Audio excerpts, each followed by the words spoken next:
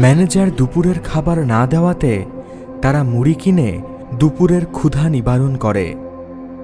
এই তোরা কাজে ফাঁকি দিয়ে এখন বসে নাস্তা করছিস কেন?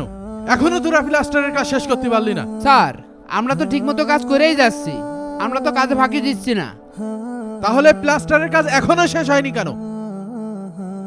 স্যার, সময়ের সাথে সাথে যতটুকু কাজ হওয়া প্রয়োজন আমরা তো ততটুকু কাজ করেছি।